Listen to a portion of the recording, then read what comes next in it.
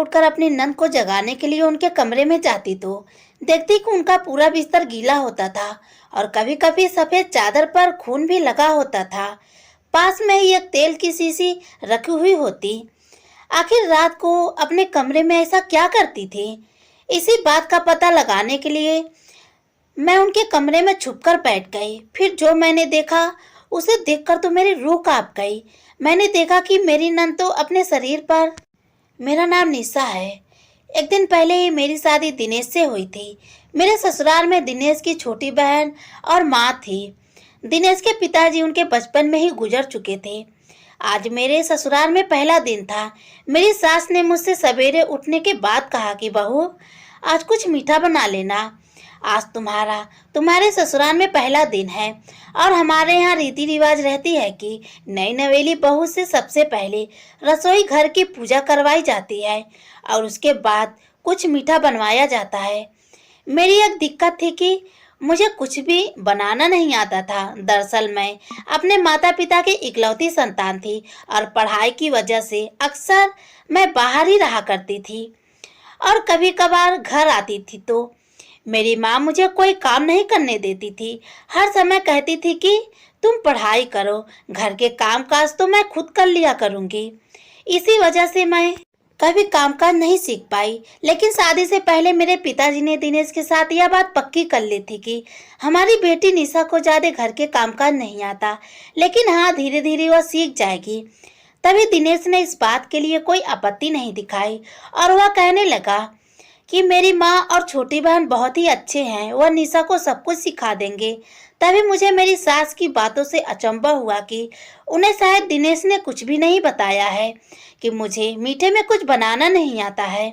तभी तो यह बोल रही हैं कि मुझे कुछ मीठा बनाना है।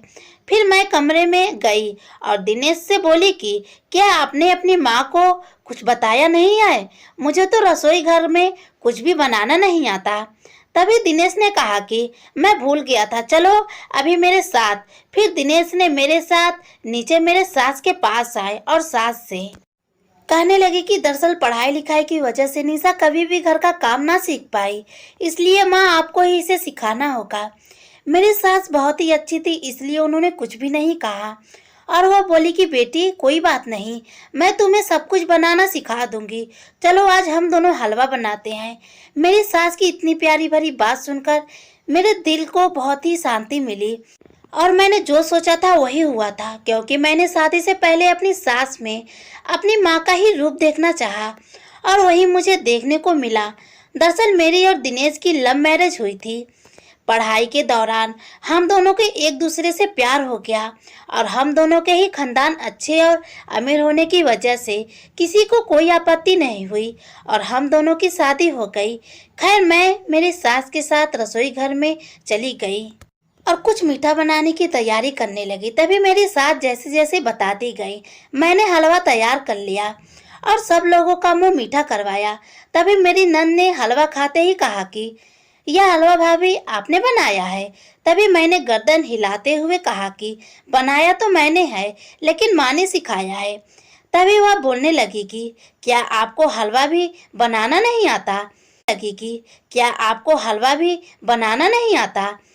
और वह इतना कहकर अपना मुंह गुस्से से लाल करते हुए अपने कमरे में चली गई। मेरी नंद का नाम रेखा था। रेखा अभी उम्र में केवल 16 साल की थी, लेकिन उनके बातें और उनका गुस्सा तो मानो 20 साल से बड़े लोगों के जैसे था।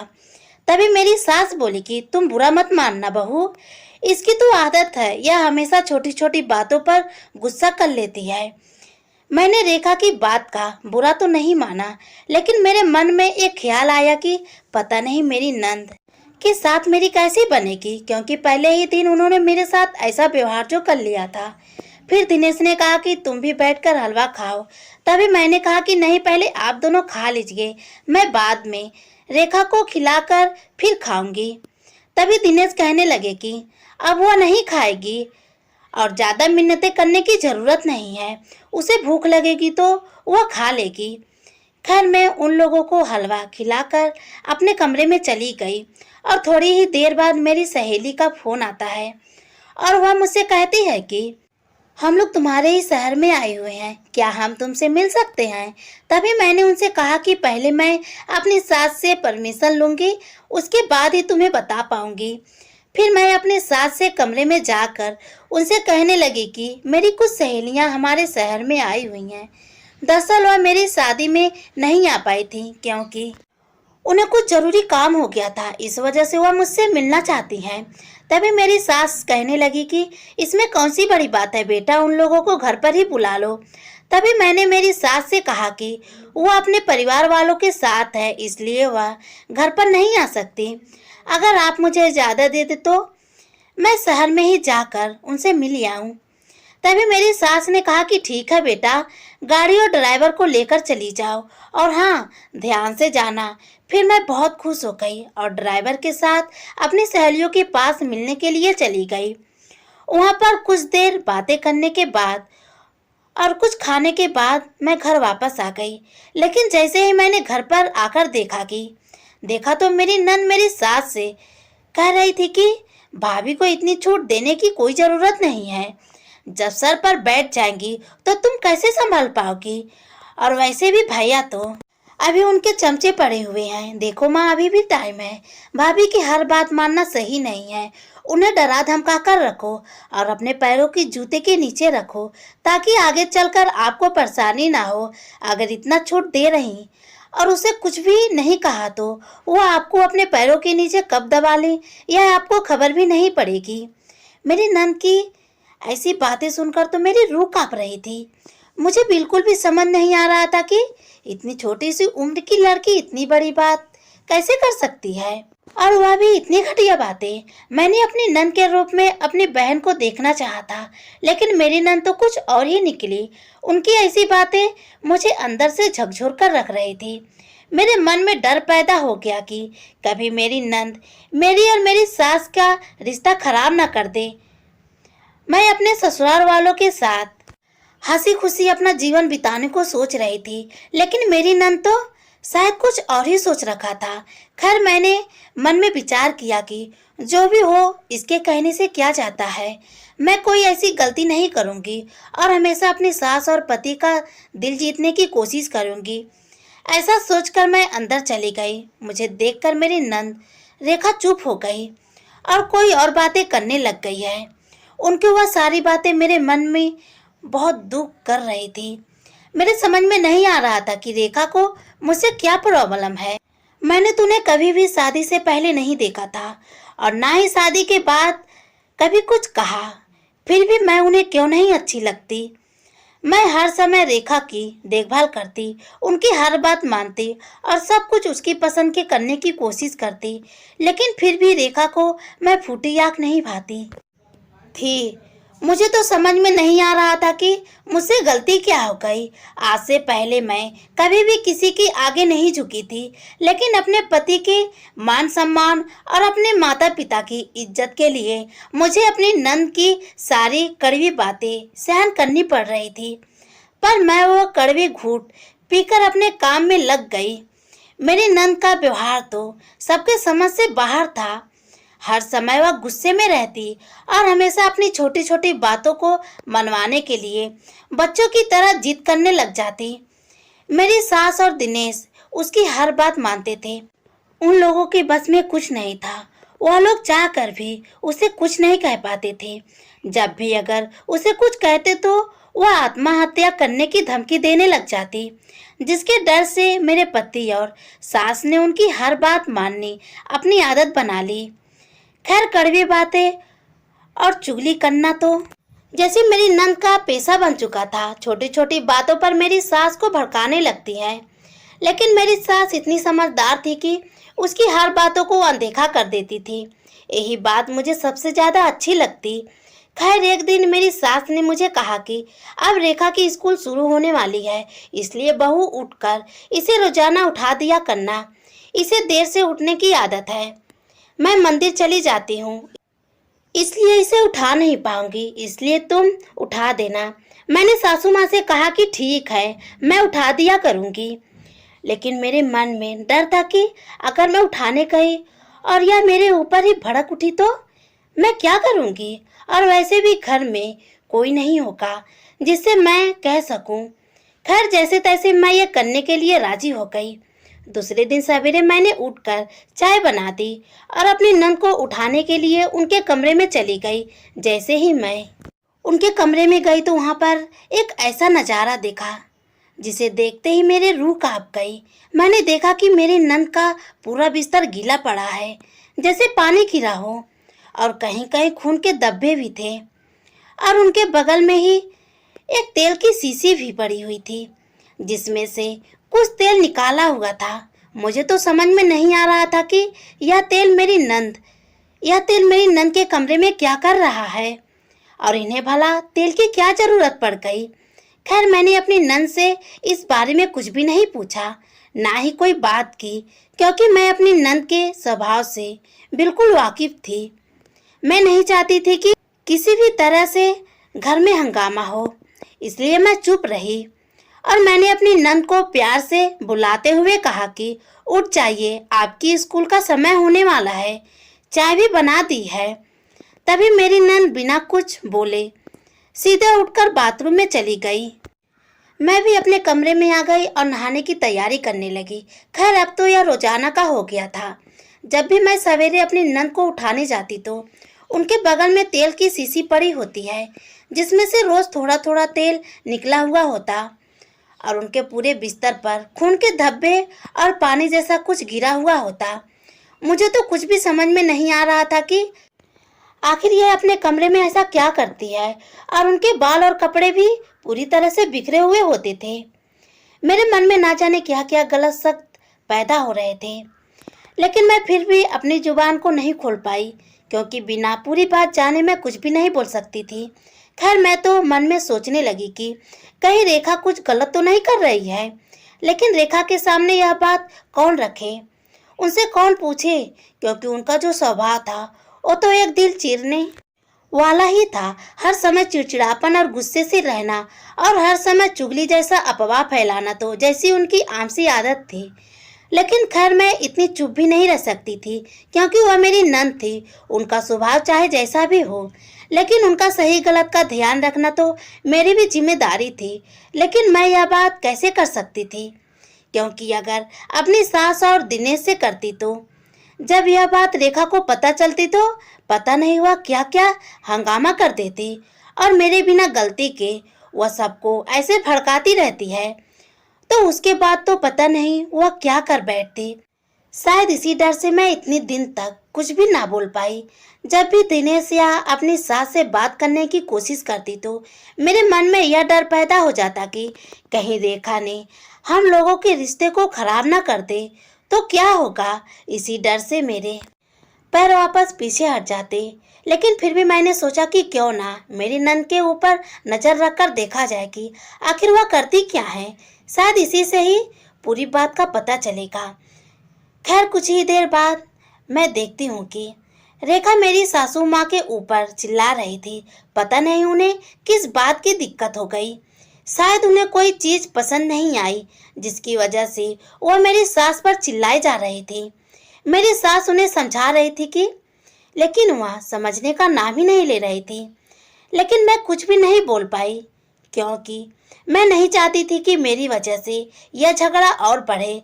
इसलिए मैं चुपचाप दूर खड़ी देखती रही। लेकिन आज मुझे एक जवाब दिनेश से लेना था कि इसलिए मैं शाम को दिनेश का ऑफिस से आने का इंतजार करने लगी। शाम को दिनेश आने के बाद खाना वगैरह खाकर जब हम लोग कमरे में गए तो मैंने दिनेश से पूछा कि दिनेश मुझे आपसे कुछ बात पूछनी है, क्या आप बताओगे? तभी दिनेश ने कहा कि हाँ क्यों नहीं बताऊंगा। तभी मैंने कहा कि रेखा ऐसे स्वभाव के क्यों है, वह हर समय चिड़चिड़ा स्वभाव में रहती है, गुस्सा तो उनकी जैसी नाक पर ही रहता है, और वह तो माँ जी को भी नहीं बख्शती। आखिर आप लोग उन्हें कुछ कहते क्यों नहीं? तभी दिनेश ने कहा कि अब तुम्हें मैं क्या बताऊं, पिताजी की यह लाडली थी, पिताजी इसको बहुत प्यार करते थे, यहाँ तक कि मुझसे भी ज्यादा पिताजी के लिए रेखा थी। रेखा के लिए पिताजी कुछ भी करने को तैयार थे। इसलिए जब पिताजी की डेथ हुई तो उसके बाद से मैंने और माँ ने पिताजी की जगह ले ली और रेखा को कभी कुछ नहीं कहा। रेखा जो मांगती वह उसे लाकर दिया जाता, जो भी यह बोलती उसको पूरा करते। और इसका गुस्सा आता तो हम लोग इसके गुस्से को सहन कर लेते। शायद इसी वजह से रेखा एकदम से बिगड़ गई और अब हमारे हाथों से निकल गई। शायद इसके पीछे कहीं ना कहीं मैं और माँ दोषी थे, क्योंकि हम लोगों ने ही इसे सर पर चढ़ा लिया था। अब तो हम लोगों को समझ में आ चुका है कि इतना लाड प्यार भी ठीक नहीं रहता जितना हम लोगों ने रेखा को दिया था। लाड प्यार अपनी जगह होता है और समझ अपनी जगह। दिनेश की बातें सुनकर मुझे उन पर बहुत दया आई कि वह इतने परेशान रहते हैं। पता नहीं रेखा क्यों नहीं समझती इस बात को, लेकिन मुझे रेखा की एक बात सबसे ज़्यादा हैरान करती थी कि उसकी इतनी उम्र नहीं थी जितनी उसकी बातें बड़ी होती थी। वो हर काम ऐसे करती जैसे घर में सबसे बड़ी हो। लेकिन मैंने दिनेश से उनके कमरे वाली बात कहने वाली थी, फिर अचानक मेरे दिमाग रुक गए और मुझे ख्याल आ गया कि मैंने तो प्लान बनाया था कि रेखा के कमरे में छुपकर सब कुछ देखना है, तभी जाकर पूरी बात मेरे समझ में आएगी। फिर मैं सब घर वालों को कहूँगी। मैं बिना पूरी बात जाने कुछ भी नहीं बोल सकती। खैर, ऐसा सोचकर मैं और दिनेश सो गए। सवेरे उठकर मैं अपने काम में लग गई और रेखा को उठाने गई तो देखा कि रोजाना की तरह वही हरकत हुई थी।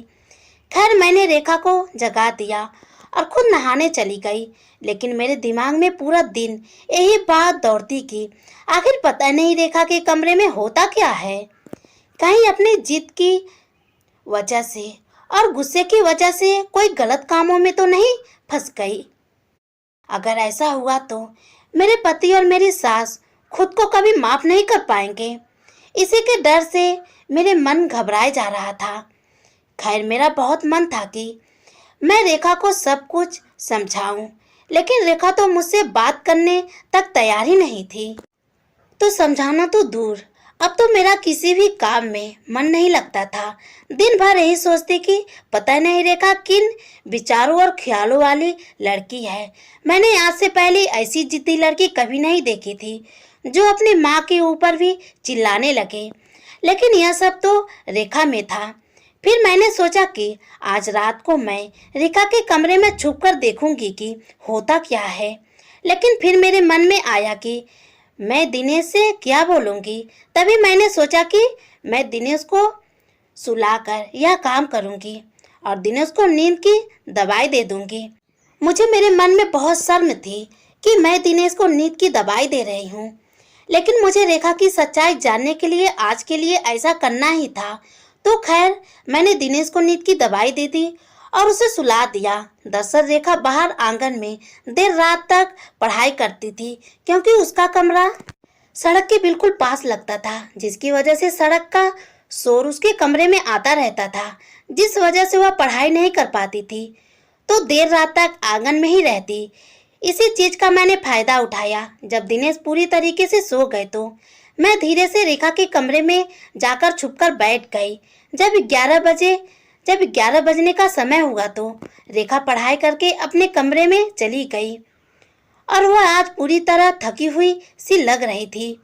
उसने पानी पिया और पानी पीते ही रेखा सो गई।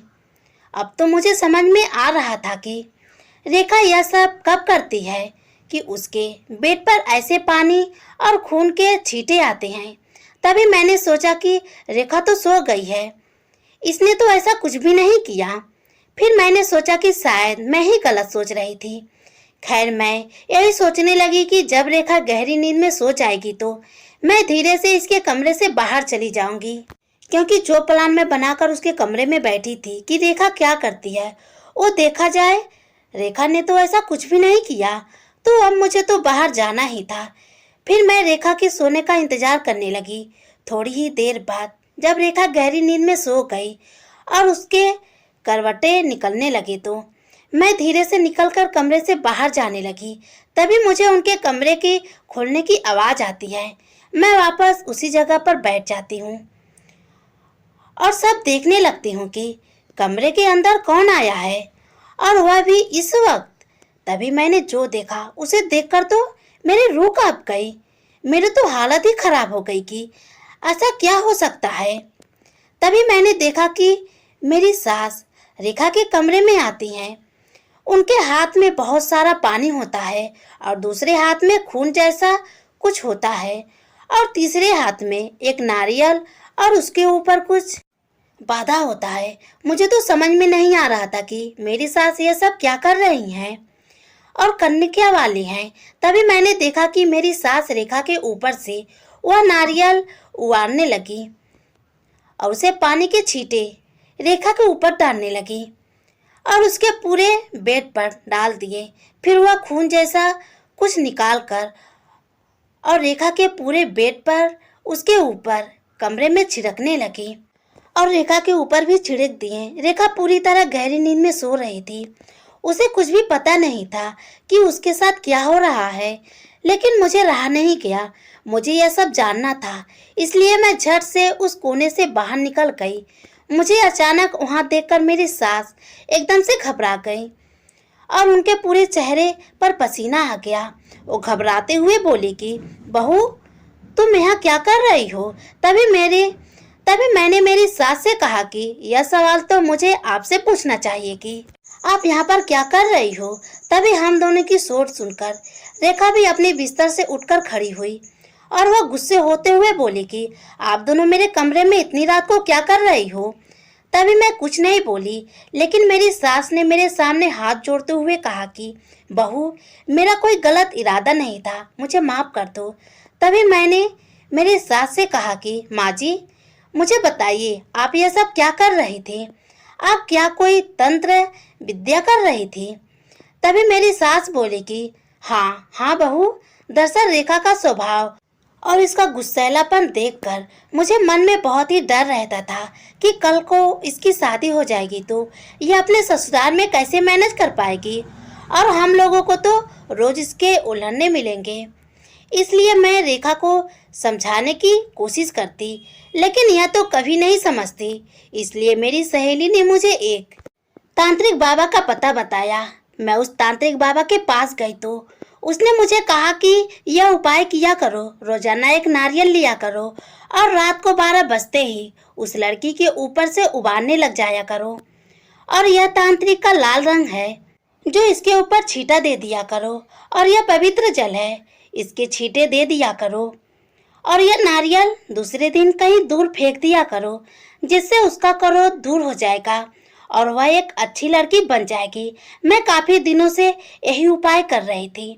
मैंने अपनी सास से कहा कि यह सब हमें भी तो बता सकती थी। तभी मेरी सास बोली कि मुझे बाबा जी ने कहा था कि इस बारे में घर में किसी को भी पता नहीं चलना चाहिए। तभी रेखा की भी आंखों में आंसू आ गया। वह कहने लगी कि मुझे माफ कर दो, मुझे माफ कर दो। मेरे इस चिड़चिड़ापन और गुस्सैले स्वभाव की वजह से पता नहीं मेरी माँ को क्या क्या करना पड़ रहा है। दरअसल मुझे मेरी जिद और गुस्से के आगे कुछ भी दिखाई नहीं देता था। मैं हर समय यही सोचती थी कि जिस तरह बचपन से मेरी सारी जरूरत पूरी होती आ रही है, सब लोग मुझे सुनते हैं, वैसे ही आगे हो जाएगा। मैंने अपने आगे के जीवन के बारे में जरा भी ख्याल नहीं किया। रेखा ने मुझसे भी माफ़ी मांगी और कहा कि भाभी, मुझे माफ़ कर दो, मुझसे बहुत बड़ी गलती हो गई। आज के बाद मैं अपने अंदर सुधार करूंगी। रेखा सुधरने की खुशी से ज़्यादा मुझे एक दुख था कि मेरी सास अंधविश्वास में पड़ी हुई थी। तभी मैंने मेरी सास से कहा कि माँ जी, इस अंधविश्वास के चक्कर में मत पड़ा कीजिए, यह बिल्कुल गलत होता है। इसमें लोग अपना घर बर्बाद कर लेते हैं। तभी मेरी सास ने कहा कि बेटा, दुख के अंदर इंसान पता नहीं क्या क्या कर जाता है और यही सब देखकर मैं भी बाबा जी के कहने पर उपाय करने पर मजबूर हो गई। खैर, अब तो सब कुछ ठीक हो गया। हम तीनों एक दूसरे के गले मिले। दूसरे दिन सवेरे दिनेश ने उठकर रेखा का ऐसा स्वभाव देखा जो उन्होंने कभी पहले नहीं देखा था। रेखा बिल्कुल शांत स्वभाव की थी और काम में भी हाथ बटा रही थी और सबसे बड़ी बात तो वह मुझसे इतने प्यार से बोल रही थी मानो सालों से हम एक दूसरे की अच्छी सहेली हो। दिनेश को यह सब देखकर विश्वास नहीं हुआ। वह कहने लगी कि क्या हुआ भाई, घर में कोई शक्ति चल गई है क्या? तभी मेरी सास ने दिनेश को सारी बात बताई। दिनेश को भी माँ के अंधविश्वास के ऊपर गुस्सा आया, लेकिन रेखा के सुधरने की खुशी उसे गुस्से के ऊपर भारी पड़ गई। फिर हम चारों लोग ने भगवान का शुक्र अदा किया। अब तो मेरे चेहरे पर मुस्कान आ चुकी थी कि शायद देर से ही सही, लेकिन मेरी नंद एक अच्छे रास्ते की ओर चल पड़ी थी। धन्यवाद दोस्तों।